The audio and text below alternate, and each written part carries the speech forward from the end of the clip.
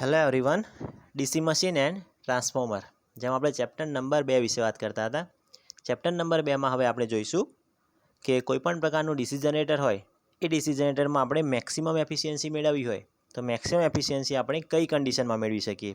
આપણને ખ્યાલ છે કે આપણું જે ડીસી જનરેટર હોય એ ડીસી જનરેટર સંપૂર્ણ મેક્સિમમ એફિશિયન્સી આપણને આપી શકતું નથી, પરંતુ એ માટેની અમુક શરતો હોય. એ શરત જો એ પોતે ફૂલફિલ કરતું હોય તો એ શરત પ્રમાણે આપણને મહત્તમ એફિશિયન્સી મળી શકે છે. પૂરેપૂરી એફિશિયન્સી આપણે મેળવી શકતા નથી, પરંતુ મેક્સિમમ આપણે એફિશિયન્સી મેળવી શકીએ છીએ. અને કઈ રીતે મેળવી શકાય એને આપણે હવે મેથેમેટિકલ જે સ્ટેપ હોય એના દ્વારા હવે આપણે સમજીશું. તો એ સમજતા પહેલાં પ્રથમ તો આપણે અગાઉ પણ જે રીતે વાત કરી હતી કે કોઈ પણ એફિશિયન્સી એટલે શું, તો એફિશિયન્સી એટલે કે આઉટપુટ પાવર ભાગ્યા ઇનપુટ પાવર. તો જ્યારે આપણે જનરેટરની એફિશિયન્સી લેવી હોય તો જનરેટરમાં આઉટપુટ પાવર કેટલો મળે છે અને એનો ઇનપુટ પાવર કેટલો છે એ બંનેનો આપણને ખ્યાલ હોવો જોઈએ. પરંતુ એના પહેલાં આપણે એક વસ્તુ જોઈશું કે સપોઝ આપણે અહીંયા ઇનપુટ પાવર અહીંયા આપણે આપીએ છીએ, અથવા એવું ધારી લઈએ કે આઉટપુટમાં આપણને અહીંયા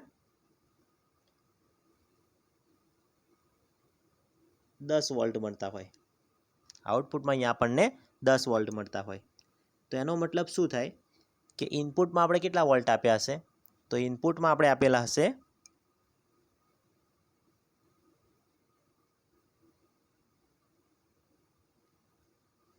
ઇનપુટમાં હંમેશા આઉટપુટ કરતાં વધારે પ્રમાણમાં વોલ્ટેજ આપેલો હશે. એટલે કે ઇનપુટમાં અહીંયા 10 વોલ્ટ તો આપેલા જ હશે, વત્તા એવું ધારી લઈએ કે બીજા 2 વોલ્ટ પણ આપેલા હશે.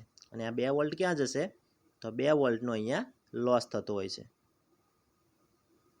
એનો મતલબ કે ઇનપુટમાં આપણે ટોટલ 12 વોલ્ટ આપેલા હતા, ત્યારે આઉટપુટમાં આપણને 10 વોલ્ટ મળ્યા. તો આ રીતે આપણે ઇનપુટને આઉટપુટને લખી શકાય કે આઉટપુટમાં જે વોલ્ટેજ મળતા હોય ઇનપુટમાં હંમેશા એનાથી વધુ વોલ્ટેજ આપેલા હોય છે, પરંતુ લોસને કારણે એટલા વોલ્ટેજની આપણે અહીંયાથી બાદબાકી કરીશું અથવા તેટલા વોલ્ટેજ આપણને ઓછા મળતા હોય. તો એ વસ્તુને આપણે અહીંયા આના પરથી સમજી શકાય. આપણને ખ્યાલ છે કે આપણું જે જનરેટર હોય એ જનરેટરનો જે આઉટપુટ પાવર હોય એ આઉટપુટ પાવરને શેના વડે દર્શાવાય, તો V × IL. આપણે જોયું હતું આગળના લેક્ચરમાં, પાવર એટલે વોલ્ટેજ અને કરંટનો ગુણાકાર. એટલે જનરેટરનું આઉટપુટ એને આપણે દર્શાવીશું V × IL વડે. હવે આપણે વાત કરીશું જનરેટરના ઇનપુટની. તો અહીંયા જે રીતે આપણે જોયું કે output is equal two 10 volt હતા, તો ઇનપુટ તરીકે આપણે શું લીધું અહીંયા, તો ઇનપુટ તરીકે પ્રથમ તો અહીંયા આઉટપુટ લીધું અને આઉટપુટ વત્તા અહીંયા શું કર્યું, આપણે લોસ કર્યા. ઇનપુટ તરીકે આપણે શું લીધું અહીંયા, આઉટપુટ વત્તા લોસ. તો હવે આપણે આ જ વસ્તુ જનરેટર માટે વાત કરીશું કે જનરેટરનું જો આપણે ઇનપુટ લેવું હોય તો એ જનરેટરનું ઇનપુટ કેટલું થાય, તો આઉટપુટ વત્તા લોસ જેટલું. આ પ્રમાણે તો જનરેટરનું input is equal to output વત્તા લોસ જેટલું. એટલે આઉટપુટ એટલે કોના જેટલું, તો અહીંયા આપણે જોયું કે આઉટપુટ કેટલું હતું, V × IL. એટલે અહીંયા આઉટપુટ પ્લસ લોસ જેટલું. અને લોસ વિશે આપણે માહિતી મેળવી હતી કે લોસ ટોટલ 2 પ્રકારના હોય. એક હતું આપણું કોન્સ્ટન્ટ લોસ, એક હતો આપણો વેરિયેબલ લોસ. એટલે લોસમાં આપણે જ્યારે લખવાનું થાય ત્યારે લોસમાં આપણે આ રીતે લખીશું કે total loss is equal two constant loss વત્તા વેરિયેબલ લોસ. એટલે આ રીતે સૌપ્રથમ તો આપણે જનરેટરનું આઉટપુટ અને ઇનપુટ લખી શકાય કે જનરેટરનું output is equal to V × IL અને જનરેટરનું input is equal to output વત્તા જનરેટરમાં થતા લોસ. તો આ બંને પ્રથમ આપણને ખ્યાલ હોવો જોઈએ કે જનરેટરનું ઇનપુટ કેટલું હોય અને જનરેટરનું આઉટપુટ કેટલું થાય. ત્યાર પછી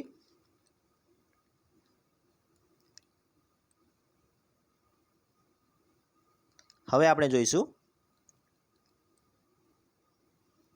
કે આપેલ ઇક્વેશનમાં આ વસ્તુ આપણી અચળ છે, WC આપણા અચળ છે, અને IA² ઇન્ટુ RA એ બંનેમાં આપણે વાત કરીશું IAની. તો જનરેટરનો ડાયાગ્રામ જો આપણને ખ્યાલ હોય તો જનરેટર ડાયાગ્રામમાં કંઈક આ રીતે હોય છે.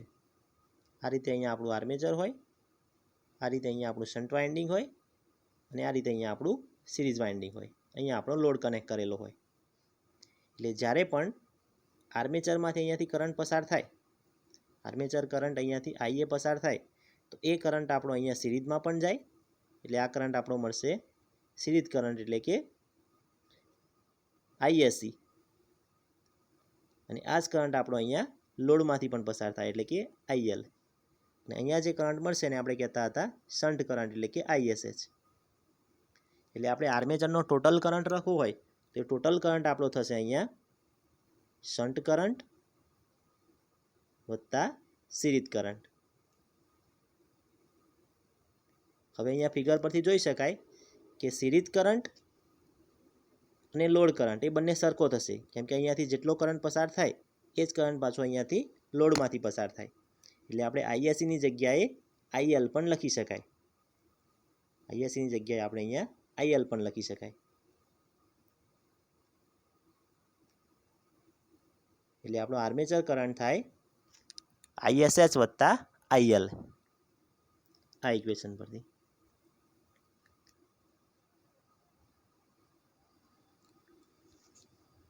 હવે આપણે જો આ બંને કરંટની વાત કરીએ ISH અને IL, તો આ બંનેમાંથી સૌથી વધુ કરંટ કઈ જગ્યાએ પસાર થાય? તો જે જગ્યાએ લોડ કનેક્ટ કર્યો હોય એ લોડ પોતે વધુ કરંટ ખેંચવાનો ટ્રાય કરશે.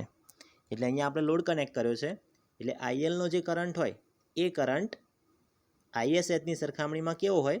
ખૂબ જ વધુ હોય. એટલે આ બંને કરંટમાં આપણે આ કરંટને અવોઇડ કરીશું, એટલે કે નિગ્લેક્ટ કરીશું.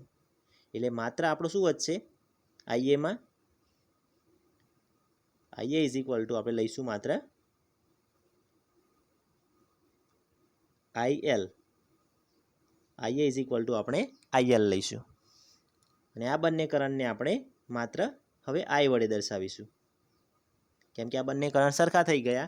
IA is equal two IL થઈ ગયું, એટલા માટે એને આપણે માત્ર હવે કરંટ I વડે દર્શાવી શકાય. આ રીતે પ્રથમ આપણે વાત કરી કે armature current is equal two IL વત્તા ISH થાય, પરંતુ આ બંને કરંટમાં આ કરંટ ખૂબ જ ઓછો હોય એટલે એને આપણે નિગ્લેક્ટ કર્યું. એટલે આપણી પાસે હવે શું વધ્યું? IA is equal two IL વધ્યું. અને બંને કરંટ સરખા છે એટલે બંનેની જગ્યાએ આપણે હવે માત્ર I લખીશું. તો હવે આપણું ઇક્વેશન થશે, આપણું આ ઇક્વેશન શું થાય?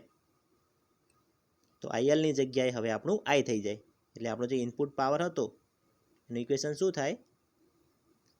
VILની જગ્યાએ માત્ર VI, ત્યાર પછી IA² હતું એની જગ્યાએ માત્ર I² થઈ જશે અહીંયા,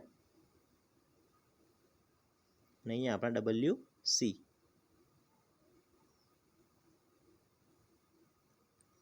આ ઇક્વેશન થશે આપણું હવે ઇનપુટ પાવરનું.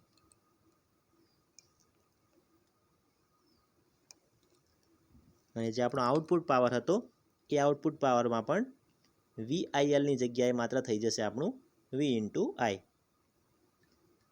તો આ રીતે પ્રથમ આપણે આઉટપુટ પાવર અને ઇનપુટ પાવરના ઇક્વેશન લખીશું. એ ઇક્વેશન લખ્યા પછી એમાં આપણે કરંટની કિંમતને આ રીતે મોડિફાઈ કરીશું, અને જ્યાં પણ કરંટની કિંમત હોય ત્યાં કરંટની કિંમતમાં આપણે I લખીશું. હવે આપણે બંને જે કિંમત હતી આઉટપુટ પાવર અને ઇનપુટ પાવર એને આપણે એફિશિયન્સીના ઇક્વેશનમાં મૂકીશું. તો અહીંયા જે આપણું એફિશિયન્સીનું ઇક્વેશન હતું, efficiency is equal to output power ભાગ્યા ઇનપુટ પાવર. તો અહીંયા આપણે પ્રથમ આઉટપુટ પાવર તરીકે VI મૂક્યું અને ઇનપુટ પાવર તરીકે VI plus I² RA plus WC. હવે આપણે શું કરીશું કે અંશમાં જે આપણા VI આપેલા છે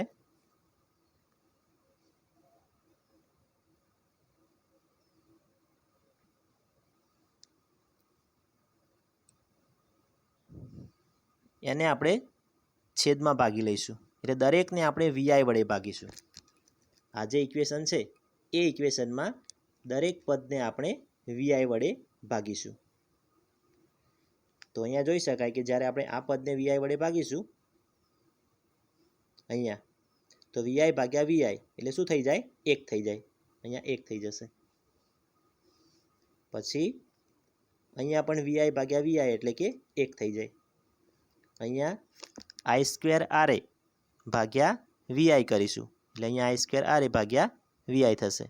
અને ડબલ્યુસી ભાગ્યા વીઆઈ એટલે ડબલ્યુસી ભાગ્યા વીઆઈ. ટૂંકમાં આ ઇક્વેશનમાં જે દરેક પદ હતા એ દરેક પદને આપણે શેના વડે ભાગીશું? વીઆઈ વડે એનો આપણે ભાગાકાર કરીશું.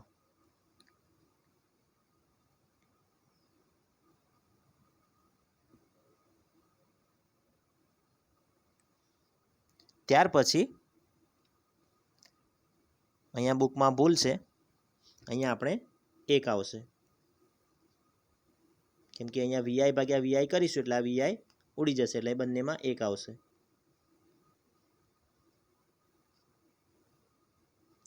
ત્યાર પછી આ ઇક્વેશન મળી જાય આપણને.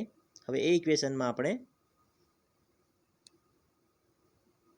અહીંયા જે કરંટની વેલ્યુ હોય, જેમ કે અહીંયા એક આઈ આપેલો છે, તો આઈ ઇન્ટુ ઉપર આઈ સ્ક્વેર છે એટલે 2 આઈમાંથી એક આઈ કેન્સલ થઈ જાય, એટલે હવે આ ઇક્વેશનમાં વધશે અહીંયા 1ની જગ્યાએ 1, અહીંયા આઈ સ્ક્વેર આર હતા એની જગ્યાએ માત્ર આઈ ઇન્ટુ આર એ થઈ જાય, અને છેદમાં પણ અહીંયા આઈ ઉડી જાય એટલે માત્ર વી વધશે, અને આ જે ભાગ આપણો એઝ ઇટ ઇઝ રહેશે. એટલે આ ઇક્વેશન મળ્યું. હવે આ ઇક્વેશનમાં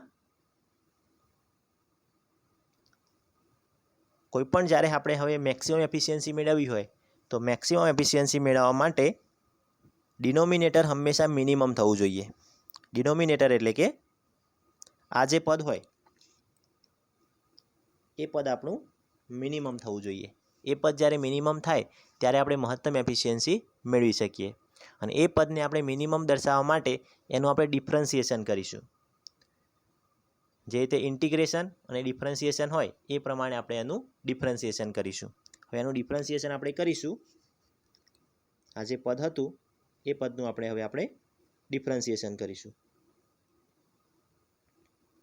તો ડિફરન્સિએશનને સમજતા પહેલાં અહીંયા આપણે જોઈ લઈએ કે આપણી પાસે આ પદ હતું 1 plus I into R A, અહીંયા વી હતા, plus WC divide by VI. હવે આનું આપણે ડિફરન્સિએશન કરીશું. હવે ડિફરન્સિએશન એટલે શું? તો આનું આપણે કરંટની સાપેક્ષે આની વેલ્યુને આપણે મિનિમમ બતાવીશું. હવે મિનિમમ વેલ્યુ કેટલી હોય? મિનિમમ વેલ્યુ હંમેશા 0 હોય. તો જે ડિનોમિનેટર એટલે જે છેદનું પદ હોય એની વેલ્યુને આપણે ઓછામાં ઓછી બતાવીશું, એટલે કે 0 બતાવીશું. એટલે ડિનોમિનેટર આ રીતે ડિફરન્સિએશન થાય ડી ભાગ્યા ડી. અને કોની સાથે ડિફરન્સિએશન કરો છો? તો આઈની સાથે. તો આ રીતે અહીંયા આઈ મૂકવાનો, અને જે પદનું ડિફરન્સિએશન કરવાનું હોય એ પદ મૂકવાનું, એ પદને અહીંયા ઇઝ ઇક્વલ ટુ 0 તરીકે દર્શાવવાનું. એટલે આ રીતે ડિફરન્સિએશન થાય. આ રીતે કરંટની સાપેક્ષે આપણે ડિફરન્સિએશન કર્યું, અને ડિફરન્સિએશનમાં જે પદનું ડિફરન્સિએશન કરવાનું હોય એ પદને અહીંયા મૂકવાનું, એટલે આપણે છેદના પદને હવે અહીંયા મૂકીશું, અને એને આપણે દર્શાવીશું ઇઝ ઇક્વલ ટુ 0 વડે. જે વિદ્યાર્થી 11-12 સાયન્સમાં કદાચ મેથ્સ શીખ્યા હશે એ લોકોને ઇન્ટિગ્રેશન અને ડિફરન્સિએશન વિશે થોડો ખ્યાલ હશે, પરંતુ માત્ર અત્યારે આપણે એટલું સમજીશું કે કોઈપણ મહત્તમ વેલ્યુ મેળવવી હોય તો એ મહત્તમ વેલ્યુ મેળવવા માટે જે છેદનું પદ હોય એટલે જે ડિનોમિનેટર હોય એ ડિનોમિનેટરને આપણે 0 તરીકે દર્શાવીશું. અને શેની સાપેક્ષે આપણે ડિફરન્સિએશન કરીએ છીએ? તો આઈની સાપેક્ષે. તો અહીંયા ડિફરન્સિએશન માટે લખી શકાય ડી ભાગ્યા ડીઆઈ, એટલે આઈની સાપેક્ષે આપણે ડિફરન્સિએશન કરીશું, અને આ પદને આપણે મૂકીશું અહીંયા, કે જેનું ડિફરન્સિએશન કરવાનું હોય એને આપણે અહીંયા આ રીતે 0 તરીકે દર્શાવીશું. હવે આ પદ આપણને મળી ગયું કે ડી ભાગ્યા ડીઆઈ આ પદનું આપણે ડિફરન્શિએશન કરવાનું છે, એટલે એ પદને આપણે અહીંયા મૂકી દીધું ઇઝ ઇક્વલ ટુ 0. હવે ડિફરન્શિએશનમાં શું હોય, તો ડિફરન્શિએશનનો એક નિયમ છે કે કોઈ પણ અચળ કિંમત હોય, જેમ કે 1, 2, એ અચળ કિંમતનું ડિફરન્શિએશન સૌ પ્રથમ તો 0 થાય. એટલું આપણે યાદ રાખીશું કે જે અચળ પદ હોય એ અચળ પદનું ડિફરન્શિએશન હંમેશા 0 થાય. એ સિવાય જેમ કે i હોય તો આઈનું ડિફરન્શિએશન આપણે અત્યારે કેમ આઈની વાત કરીએ છીએ, કેમ કે આપણે જે ડિફરન્શિએશન કરીએ છીએ એ ડિફરન્શિએશન કોની સાપેક્ષે કરીએ છીએ, તો આઈની સાપેક્ષે કરીએ છીએ. તો અહીંયા જેની સાપેક્ષે આપણે ડિફરન્શિએશન કરતા હોઈએ એ જ વેલ્યુ હોય તો એ કિંમત અહીંયા 1 થઈ જાય. ત્યાર પછી જો આઈ સ્ક્વેર હોય અહીંયા તો આઈ સ્ક્વેરની કિંમત -1 થઈ જાય. અને જો 1/i હોય કોઈ જગ્યાએ તો એની કિંમત થઈ જાય -1/i સ્ક્વેર, -1/i સ્ક્વેર. આટલું આપણે ખાસ યાદ રાખીશું. અત્યારે આપણે ડિફરન્શિએશન કરીએ છીએ આઈની સાપેક્ષે. ડિફરન્શિએશનના અમુક નિયમો છે, એ નિયમો પૈકી હાલ આપણે જેટલા જરૂર છે એ નિયમો આપણે જોઈ લઈએ કે કોઈ પણ અચળ પદ હોય તો એનું ડિફરન્શિએશન 0 થાય. એ સિવાય અહીંયા આઈ હોય અને અહીંયા પણ આઈ હોય તો એનું ડિફરન્શિએશન 1 થાય.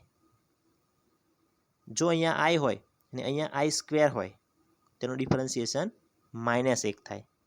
અને જો આપણને કોઈ જગ્યાએ 1/i લખેલું જોવા મળે તો એનું ડિફરન્શિએશન થાય -1/i સ્ક્વેર. તો હવે આપણે આ પદમાં જોઈએ, હવે ડિફરન્શિએશન કરીએ તો પ્રથમ આપણે આ પદનું ડિફરન્શિએશન કરીશું. તો અહીંયા અચળ એટલે કે 1 લખેલા છે, તો આ નિયમ પરથી એનું ડિફરન્શિએશન અહીંયા 0 થઈ ગયું. ત્યાર પછી બીજું પદ એટલે કે આનું ડિફરન્શિએશન કરવાનું. તો અહીંયા પણ જોઈ શકાય આ પદના ડિફરન્શિએશનમાં કે અહીંયા આઈ છે, અહીંયા પણ આઈ છે. તો આ નિયમ પરથી કે આઈ હોય તો એનું ડિફરન્શિએશન 1 થઈ જાય, એટલે કે આ આઈની જગ્યાએ આપણે અહીંયા 1 મૂકી દેવાનો. આ જે આઈ હતો એની જગ્યાએ આપણે 1 મૂકી દેવાનો, એટલે 1 મૂકીશું એટલે શું વધશે, અહીંયા RA/V વધશે. ત્યાર પછી હવે આપણે ડિફરન્શિએશન કરીશું આ પદનું. તો આ પદમાં અહીંયા જોઈ શકાય આપણને કે અહીંયા શું આપેલું છે, અહીંયા જુઓ તમે આઈ છેદમાં છે, એટલે આને તમે 1/i એ રીતે ગણી શકો. આ પદ આપણું કેવું કહેવાય, ઉપર કંઈ આપેલું નથી એટલે ઉપર આપણે સપોઝ ધારી લઈએ કે 1 છે અને છેદમાં આપણો i છે. તો 1/iનું ડિફરન્શિએશન શું થાય, તો એ આપણે અહીંયા જોયું 1/iનું ડિફરન્શિએશન -1/i સ્ક્વેર થાય. એટલે અહીંયા જે પ્લસની નિશાની હતી એની જગ્યાએ આપણી નિશાની અહીંયા માઇનસ થઈ જશે. અને આપણા 1/iનું ડિફરન્શિએશન થાય -1/i સ્ક્વેર. અને બાકીનું જે ઉપર હતું WC/V એ આપણું એઝ ઇટ ઇઝ રહેશે. અને અહીંયા ઇઝ ઇક્વલ ટુ 0. તો આ રીતે ડિફરન્શિએશન થાય. પ્રથમ અહીંયા અચળ કિંમત હતી, ડિફરન્શિએશન 0 થયું. અહીંયા આઈ હતો એટલે આઈનું ડિફરન્શિએશન 1 થઈ ગયું. અને અહીંયા 1/i હતો તો 1/iનું ડિફરન્શિએશન -1/i સ્ક્વેર થયું. અને બાકીના જે પદ હતા એ પદ આપણે એઝ ઇટ ઇઝ રહેવા દીધા. હવે આ ઇક્વેશનમાં આ જે ઇક્વેશન આપણને મળ્યું એ ઇક્વેશનમાં ટોટલ 2 પદ છે. એક આપણું આ પદ છે, અહીંયા માઇનસની નિશાની છે, અને બીજું આપણું આ પદ છે. તો આ પદને આપણે અહીંયા જમણી સાઈડ લઈ જઈશું, એટલે જે નેગેટિવ હતું અહીંયા એ અહીંયા પોઝિટિવ થઈ જાય.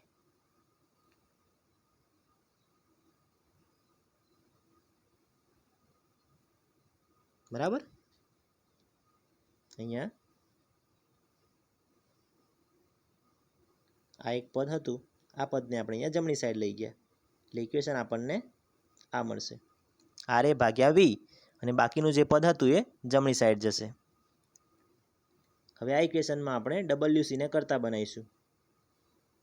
તો WC ને કરતા બનાવીશું તો ઇક્વેશન કંઈક આપણને આ પ્રમાણેનું મળશે. કે WC ઇઝ ઇક્વલ ટુ, અહીંયા બંનેમાં VV કેન્સલ થઈ જશે એટલે WC is equal two I² into RA મળશે આપણને. WC ઇઝ ઇક્વલ ટુ કેટલા મળશે આપણને? IA² into RA. હવે આપણે અગાઉ વાત કરી હતી એ પ્રમાણે કે WC એટલે શું? તો કોન્સ્ટન્ટ લોસ, અને IA² RA એટલે શું? તો વેરિયેબલ લોસ. એટલે આ ઇક્વેશન પરથી એવું કહી શકાય કે જ્યારે આપણા કોન્સ્ટન્ટ લોસ એ આપણા વેરિયેબલ લોસ જેટલા થાય તો એ સમયે આપણું ડીસી જનરેટર મેક્સિમમ એફિશિયન્સી આપણને આપી શકશે. આ બંને લોસની કિંમત સરખી થવી જોઈએ. કયા બંને loss? Constant loss is equal two variable loss. બંને લોસની કિંમત જ્યારે સમાન થાય એ સંજોગોમાં ડીસી જનરેટર આપણું મેક્સિમમ એફિશિયન્સી આપશે. એટલે કે સારામાં સારી એફિશિયન્સી આપણને ત્યારે જ મળી શકે જ્યારે બંને પ્રકારના જે લોસ હોય, કોન્સ્ટન્ટ લોસ અને વેરિયેબલ લોસ, બંને લોસ આપણા સમાન થવા જોઈએ. તો આ ઇક્વેશન મેઇનલી આપણે ડિરાઈવ કરવાનું હતું. ખાસ કદાચ અહીંયા ડિફરન્સિએશનમાં થોડી તકલીફ થઈ શકે, પરંતુ એને આપણે સારી રીતે અહીંયા નિયમો દ્વારા સમજાવવાનો પ્રયત્ન કર્યો છે. તો એ નિયમો દ્વારા સમજજો તો એના પરથી સારી રીતે ખ્યાલ આવી જશે. અને G2ની દ્રષ્ટિએ જો વાત કરીએ તો જે મેક્સિમમ એફિશિયન્સીનો ક્વેશ્ચન છે એ ક્વેશ્ચન ખૂબ જ IMP ગણી શકાય. તો ડીસી જનરેટરની મેક્સિમમ એફિશિયન્સી મેળવવી હોય તો એ માટેની જે શરત હોય, કઈ શરત? Constant loss is equal two variable loss થવા જોઈએ. તો એ શરતનું ઇક્વેશન ડિરાઈવ કરવાનું પૂછાય તો એ સંજોગોમાં આપણે આ રીતે ઇક્વેશન ડિરાઈવ કરવું પડશે. તો જે રીતે પ્રેક્ટિકલી તમને સમજાયું એ પ્રમાણે ઇક્વેશનને 2 થી 3 વાર લખવાનો પ્રયાસ કરશો તો ખૂબ સારી રીતે ઇક્વેશનમાં ખ્યાલ આવી જશે. તો આશા રાખું છું કે આજના લેક્ચરમાં દરેક વિદ્યાર્થીને સારી રીતે ખ્યાલ આવ્યો હશે. Thank you.